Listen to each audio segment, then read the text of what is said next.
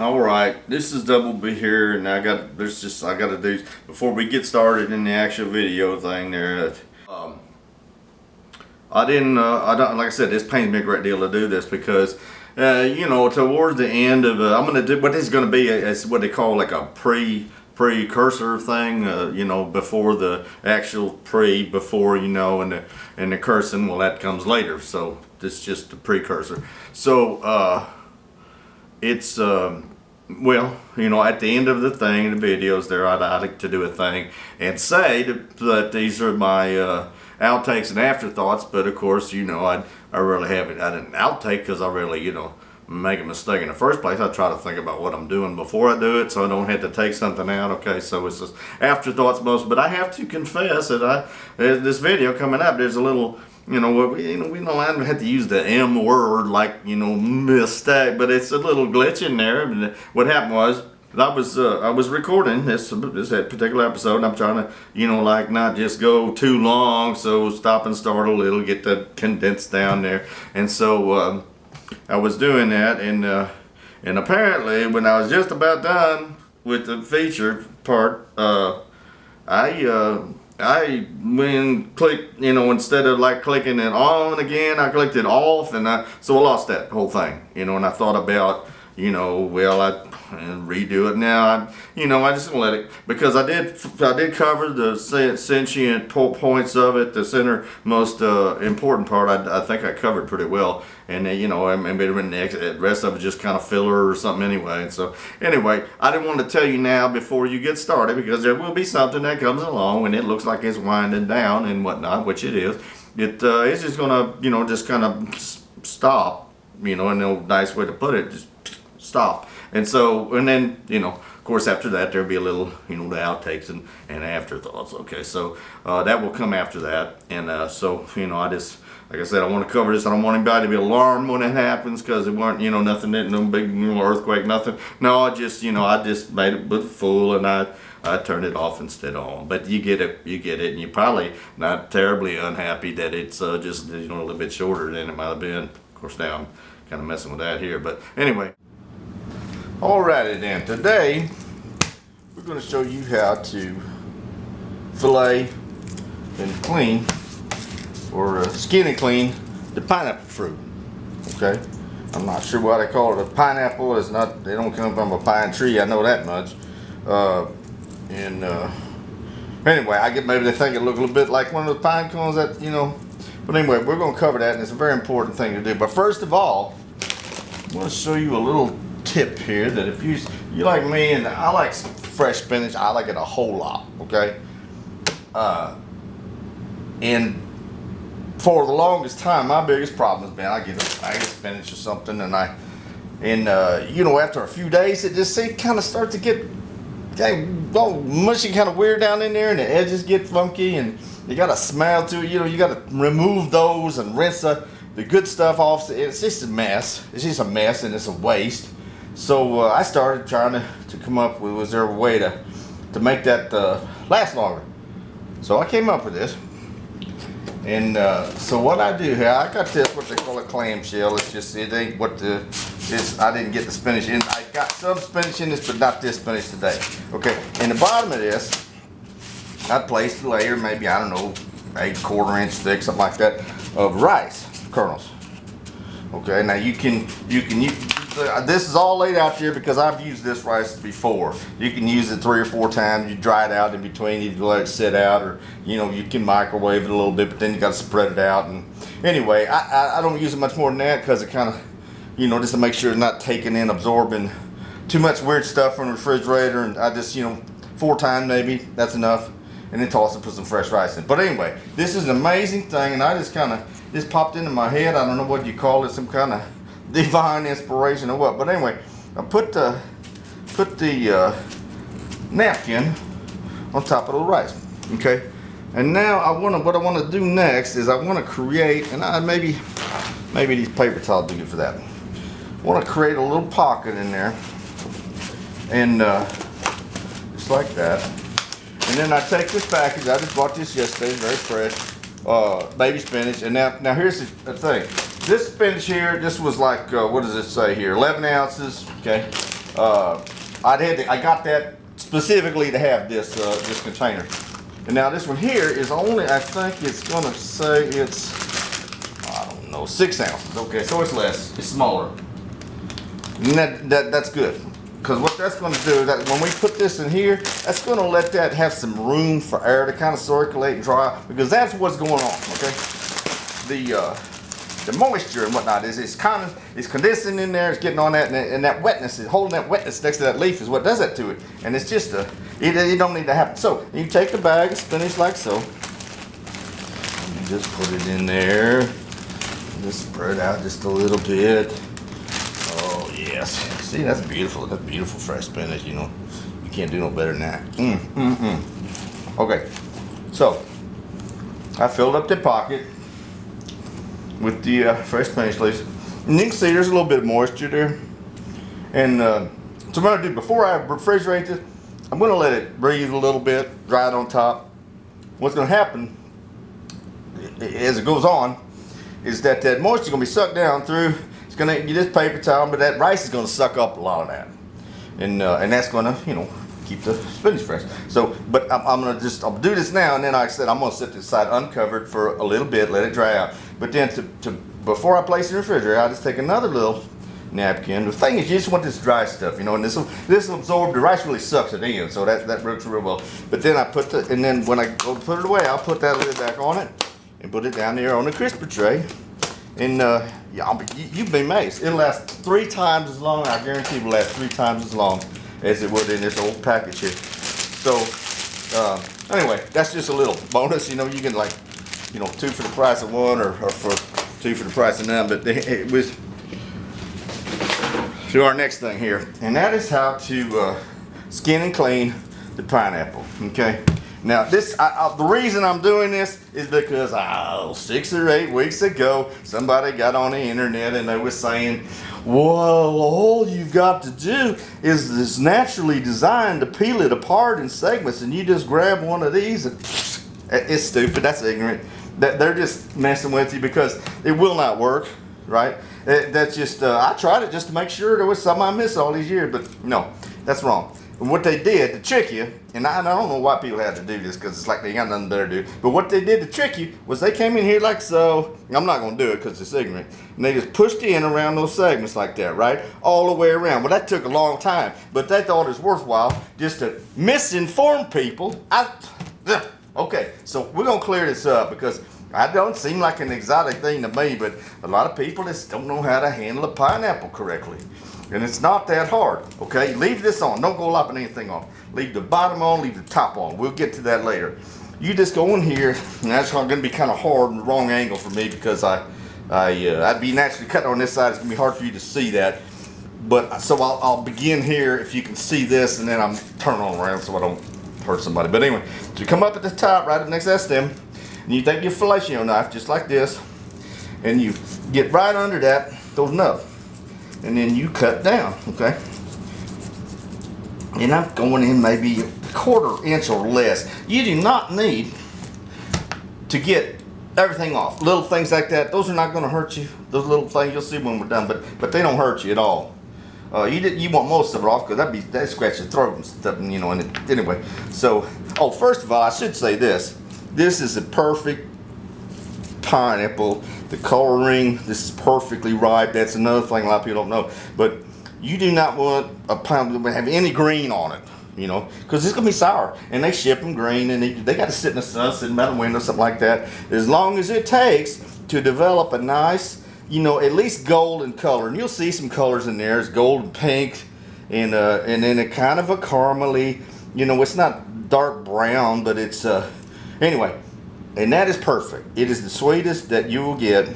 And, you know, as I said, you get somewhere in between. I was extremely fortunate, because this one was like just about there at the store. In fact, you could have cut it thin and it'd been fine. But I left it a couple days in the window. So anyway, but that's the key to sweet pineapples. Making sure it's ripe. If it's not ripe, give it a little time to do it by itself. So as I said, I'm going to keep cutting around here. And it's not hard to do. You know, you probably want to sharpen the knife right before that, because it, you know, it ain't, you know, super soft. But and you are cutting through some of those harder tissues there, you know. So so we're gonna just cut that skin off all the way around. And when we get to the bottom of the cut, and I said we start here and kind of follow the curve. When you get to the bottom of the cut, of course, you're gonna have to wanna turn the knife blade in a little bit, get the skin off the bottom too. We might have to clean that up a little bit, but anyway, well, see, well, I'm almost through, you know, with this part of it. Okay, so we go around one more time, you know, one more time.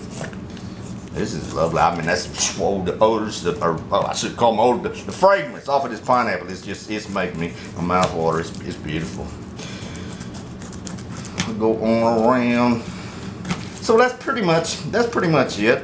Now you can go back here at this point and clean it up a little. If you see some big old hairy, you know, dips like that, you know, come on, get that off, you know, and you know, just get those on off and clean up that bottom just a little bit. Like I said, the rest of that something like that would not hurt you. You would just waste pineapple if you got every little thing off of there. Okay, so just cut up around that bottom a little bit. Yep, clean it up. And so that's looking pretty good right there, you know. So, okay, now, keep your workspace clean. It all is, I'm gonna toss them down the trash. I keep the trash out there out of sight so you don't have to deal with that. Anyway, get this all out of the way. Now I need a bowl, because at some point here I'm gonna have some pieces and I'm gonna put these in the refrigerator. That'll last a good week or more in the refrigerator. So I got this nice little bowl. Now, get all that out of the way. Clean this up. And I got the pineapple. Okay, so now we do cut the ends off. Okay, we come back first, cut the bottom off, go in a little bit, don't go crazy. Okay, just like that. Just like that. The whole, you know, all that you know, connective tissue where it was growing out of the plant, that's gone. But we still have most of the pineapple intact. Okay, now we're gonna come give it a little haircut, you know, because we're done with that now. That was extremely beneficial to have that while we were working, because, you know, we hold on to it by a nice handle. So, okay, now it serves its purpose. So we're gonna cut that off. Okay, and we're done with that. Thin it up on the end, clean off anything like that. Now, this is how you core it. You know, you could have some kind of a tool or this or that or the other. You don't need that. You know, unless you're trying to impress somebody, so you just don't need that. What we do, we're going to go ahead and make the spears out of this pineapple, and then trim that inside of each of those little segments, and that's going to get rid of the core, right? Okay, so we just cut them in half, center all the way down.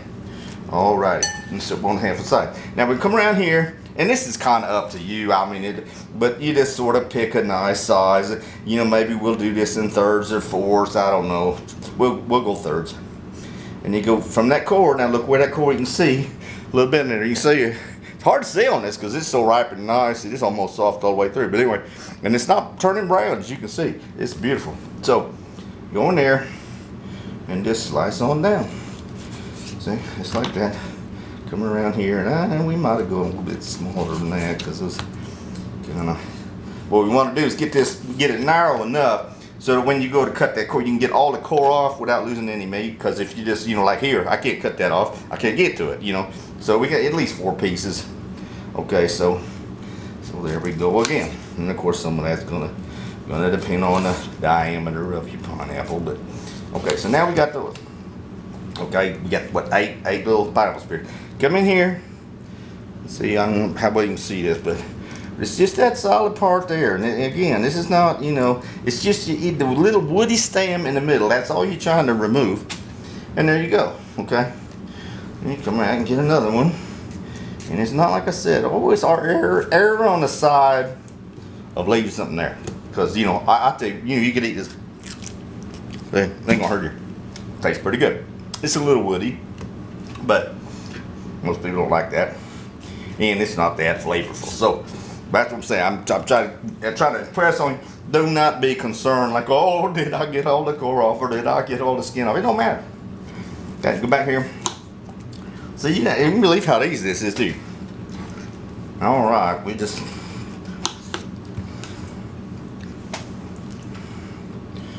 more time after this. And I believe come on. Come on, Bill. Double B, I mean. We'll get that off of there. And now we got our cord spears. Now all we're gonna do is I'm gonna put this in this bowl here. And I'm just gonna turn that over, maybe have the softest side, the outside part of the outside, and let that present itself to your blade, so you know, so it's just for stability, cutting is all. And then just cut off your little wedges, you know.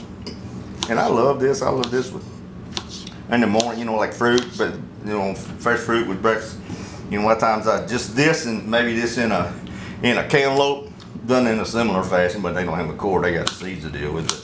Anyway, and then and those two fruits there, oh man, that's nice.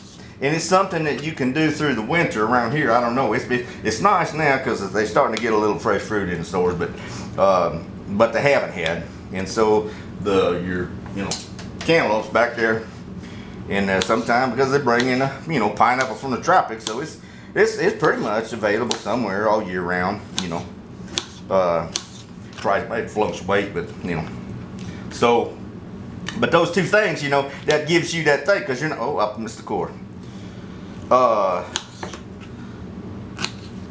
You know, you don't get right here where we live in Oklahoma, you don't get like nectarines, peaches, all that, you know, all year round. If you do, they come from very far away, which I just tend to like the closer source foods, even though, yeah, it's from Hawaii or California, so that's pretty far away. But still, the point of it is, it ain't like, oh, I don't want them people touching my face. It ain't that at all. The point is, the closer that it is to you, the fresher it's going to be, and most importantly, they don't have to pick it so green. You know, if you're going to pick something like 2,000 miles, it's going to take, you know, 3 days to get there on a boat or something. Well, they got the, you know, they can't afford to have a bunch of mushy fruit and vegetables when they come there, so they pick it like unripe, and it never as good as it is when it's ripe. And even when it ripens, pineapple's a little bit of an exception. It is best fresh, you know, naturally ripened, but it does extremely well ripening in your window and whatnot. And because it's just kind of when it's not really getting much at the time it comes to ripen. It's not really getting much from the plant there. It's just sitting there, and that plant, that stem we showed you, that's all drying up by that point anyway. And so so it doesn't matter as much, but most things do. It doesn't matter a whole lot. Everybody knows that, you know, ripe on the vine, tomatoes, all that. You know, that's what you want, right? So anyway, so that's a nice way to have, as I said. Now it's getting on summer now, and it seems like we ain't had no spring except just like water. But anyway, that will give you something fresh to go through the winter, and then you get in the summer and you can have all your nice fresh, you know, California, Georgia, Arkansas, you know, peaches and blueberries, North Carolina blueberries, and you know, blueberries, you follow them all the way up, you know, they start down in the south part, and by the time you get to fall, and you can get, you know, Minnesota, Canadian blueberries, you know. That season just follows, you know, as you go further north. So that's nice, because I do love fresh blueberries, and in fact, I just made blueberry pancakes this morning. But but it's just a limited time, and if it's not, you will pay through the nose. I guarantee you that. If you try to get the blueberries in January or something, you better have a line of credit, boys. I'm saying. But anyway, so that is it. You know, we're just about done. I'm gonna wash my hands, cover this up, and alrighty. This is a part. I'm gonna take those off. That we call outtakes and afterthoughts. As I mentioned before, very few outtakes because I tend not to make mistakes. But afterthoughts I do. Sometimes I have been known to forget where I was at. So the afterthought thing I didn't touch on. You know, first of all, we didn't take a bite of this. I just want to show you how good this is. Look at that. Isn't that beautiful? That is beautiful pineapple. Sweet. So sweet. It's like ambrosia. That's hard to beat that. And I'll tell you what, don't even think about buying a pineapple in a can or something, you know. Pineapples weren't meant to go in cans. It's like, the other thing. I showed you spinach. Spinach never meant to be in a can. I don't even get that as a kid. We go, eat your spinach, you know. It's like, you know, stewed green parrot feathers or something. I